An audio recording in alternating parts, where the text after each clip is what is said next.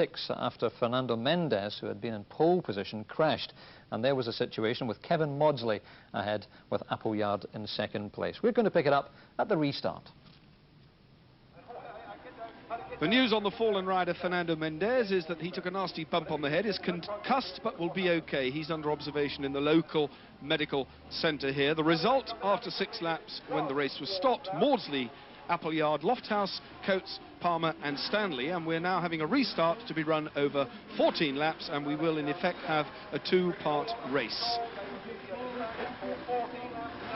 A reformed front row, of course, and they line up in the order in which they finished after the 6-lap stoppage. So Kevin Mordsley, having won that first part, number 9 is on pole position. Alongside him, Robin Appleyard, then Mick Lofthouse, Mark Coates, number 25, and Chris Palmer in the same position, 5th fastest on the left-hand side of the grid. I wonder if Palmer can make another one of his very fast starts, and indeed he does, but not fast enough, because it's number 25, Mark Coates, with his head in front. And Coates it is. Mick Lofthouse on the green and red bike, slotted into second place, number 2. Mark Coates, number 25, leads. Then Mick Lofthouse. Then it's Robin Appleyard, championship leader, number 11 in third. Palmer, number 5, is on the right. There's Mordsley, number 9. But look at Mark Coates, this is unbelievable stuff. He is going really well. I'm just looking for his best result to date. 5th place was the best that Mark Coates could post, and that was at Snetterton. But he's looking very steady here. Coates it is then, one of the Northern Irish contingent here from Newtown Abbey on the Ernie Coates Honda. Obviously from the family motorcycle business, young Mark Coates with his head down, his tail up, leading the very best of the 125cc contenders that Great Britain can offer here. Mick Lofthouse, number 2, still in second place. Appleyard doing everything he has to do, number 11, to win the championship. And look at Appleyard, number 11, Mordsley, number 9, going with them. Roger, this is shaping up to be every bit as exciting as the first half.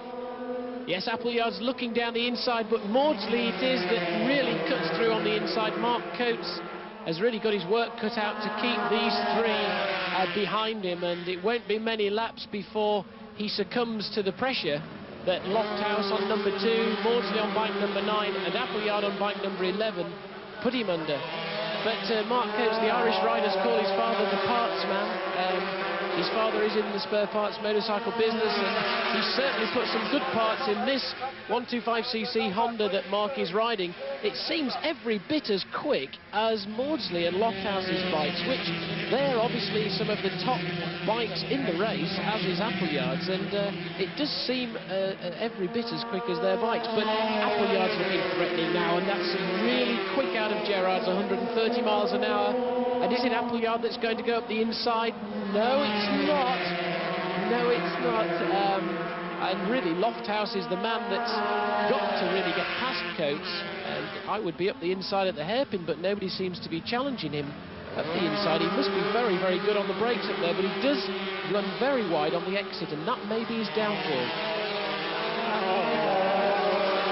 Climbing all over the back of the number 25 race leader. Lofthouse it is, number 2, who now has moved out of the slipstream and is making a bid for glory. And it's Lofthouse, but also Mordsley. Mordsley, number 9, swept round the outside and has resumed his place. So the angry gerbil, that's what he chooses to be called, is out in front. The rear end of that 125 Honda was actually sliding. Not quite a power slide, but certainly sliding. Mordsley leads. Number 2, Lofthouse. Then it's Robin Appleyard, number 11. Mark Coates down to 4th. Palmer and Andy Hatton, number 29, is also going very well. Hatton's snaking up the inside of Robin Appleyard. This is all getting a bit frantic. Appleyard won't like this. He's got to finish in the top 10. And Appleyard, the number 11 rider, championship leader, out of the chicane, now in 5th place. This is sensational. It's absolutely fantastic, but Appleyard does have to finish. He has to finish in the top 10, but that does mean he has to finish. So Appleyard is riding with safety in mind, but then that's not to say that after a few laps have gone by, and Robin Appleyard does tend to settle down. So Robin Appleyard on 11. So it's bike number 9 leading. That's Kevin Mordsley. Mick Lofthouse on number 2. And it's Appleyard now up to third on bike 11. Mark Coates on 25 there in fourth. He's the man that was leading the race at the start, and he has succumbed to these three, as we thought. And Hatton in the background there on 29, really doing some dynamic braking. Coming up on the outside of Robin Appleyard. It's one-way traffic through this chicane. As you can see, it's very tight. One line as the pack stream through. But it's Mordsley still in front of Lofthouse. That's 9 from number 2. The risk, of course, is that with the company this close, and it is close, particularly around the championship leader, number 11. This, however, Kevin Mordsley, the race leader, 5th in the championship before coming to Mallory Park here, and this will do him the world of good. Number 11, Robin Appleyard, championship leader. There he is, scorching round, a new lap record for the third place man. So from Keighley in Yorkshire, Appleyard, who wants to get back on the Grand Prix scene next year, but if all else fails, said he would be more than happy to stay here in the UK and contest the domestic series. The publicity gained from the Supercup series has done his reputation the world of good. Number 31 struggling, kicking away there, that's Pete Jennings from Evesham in Worcester. Championship leader then in a comfortable 15-point situation, number 11, Robin Appleyard.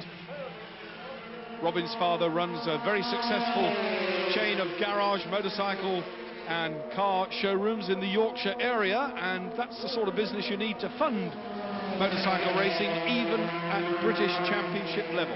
These bikes are very quick. Lytham St Anne's man, number 9, Mordsley leads, but only just because Lofthouse from Blackburn wants to make it a 4th successive good ride. 2 wins and a 2nd place to Lofthouse already, and he can win this one. Appleyard needs to stay in the first 10. That's the number 11 rider, but he's hanging on grimly to 3rd. Andy Hatton, number 29, in 4th. Chris Palmer, number 5, being pushed further down to 5th place.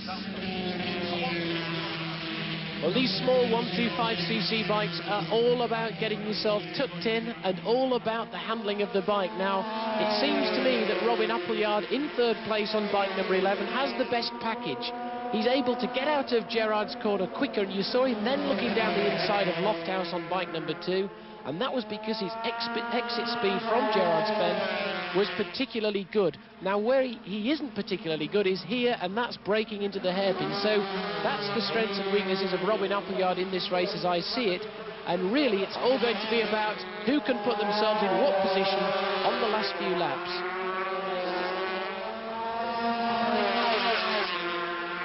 Still, Kevin Mordsley, winner of the first part of this race, not with a very clear lead, but they're hanging on grimly. Appleyard had to finish in the top 10, and he is riding here in 3rd place, the number 11 bike. This is the race leader.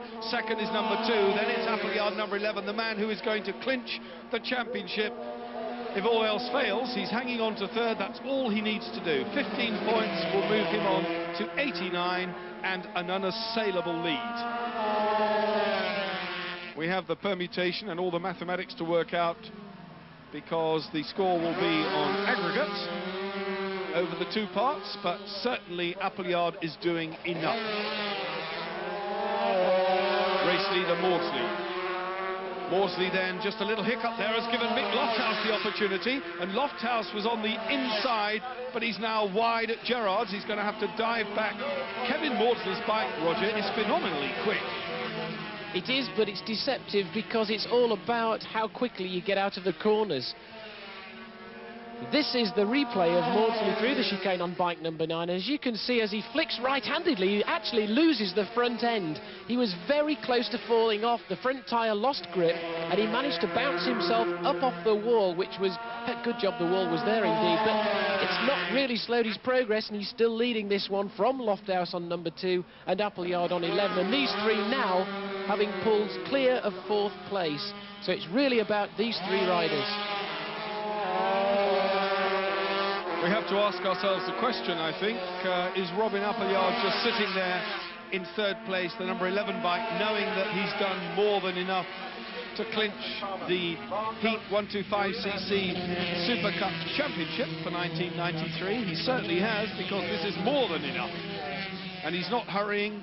He's had 4 very consistent rides. Winner of the Brands Hatch round, which was the round prior to this one. Second at Cadwell, second at Snetterton, and winner at Donington. Regrettably, he did not score at Alton Park. Having said that, regrettably, he's leading the championship, and he's going to stitch it up, I suspect, here at Mallory with a very good third ride. Mordsley, number 9, still leading though. Mick Lofthouse would like to finish his season in the Supercup Series, I'm sure, with a win. And Lofthouse, having one of his best years by far, the number 2 rider, is now slipstreaming Kevin Mordsley and is coming out on the inside. But no, Mordsley just closes the door. But Mick Lofthouse, I think, played his hand. Well, Mick Lofthouse has got his knee on the road, he's got his head under the Perspex bubble, and he's really trying everything he knows. He's not got the best handling bike out there, and Appleyard can close on him out of that fast corner every lap. So this is how it looks, and Mordsley's going to really take some beating here. Whether Appleyard can do anything on the brakes, and the flag you saw there was the oil flag. It's the yellow and red striped flag, so there is oil on the circuit, and that must mean a spillage from a fuel tank of someone.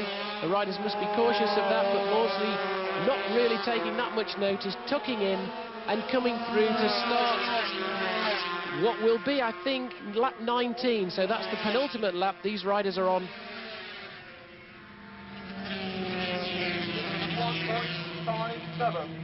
Number 2, Mick Lofthouse, in pursuit of this man, Kevin Mordsley, from Lytham St Anne's, who has just set, as you can clearly see, another lap record. Mordsley very much on the charge, and he has come good. Winner at Alton Park, 3rd at Donington, and a 3rd at Brands. And what a dramatic 3rd place that was at Brands, when Mordsley, in making a bid for the win, almost knocked Robin Appleyard into the straw bales, and half a wheel separated the top 3 as they came over the line in round 5. I think, though, that the tables are being turned somewhat here, because Mordsley now is stretching the gap. I don't think Appleyard has an answer. That is, if he wants an answer. Just 1.37 miles to do then of the Mallory Park circuit. They are at Gerrard's for the last time. Lofthouse almost certainly has settled for 2nd. That will move him on to 74, and the number 11 bike of Appleyard, almost definitely disappearing into the distance, is settling for 3rd. Andy Hatton is coming past him, sweeping past. Appleyard, I suspect, knows that he needs to do nothing else. It looks to me that Appleyard had a problem. The speed that Hatton passed Appleyard would certainly show me, or indicate to me, that he has a problem, and that would be a real dramatic finish to this race. We'll have to look, and it is Hatton, and there's Appleyard. He's certainly got a problem. Look at the places he's losing. He'll definitely be looking to finish this one. Is he going to come over? He's shaking his head in disbelief, and the bike spluttering round towards the line. Remember, it must be a top 10 finish, otherwise it can open all sorts of equations. Mordsley got the win. Robin Appleyard is by no means convinced, but he thinks he's done it. We think he's come home in the first 8. We will confirm it. It looks as though Appleyard is the new champion. He certainly thinks so anyway. We'll bring you the result as soon as we have it. Confirmation then, Mordsley got the win. Lofthouse, Palmer, Hatton, Brown and Steve Patrickson, number 18, in 6th spot. Hands still in the air.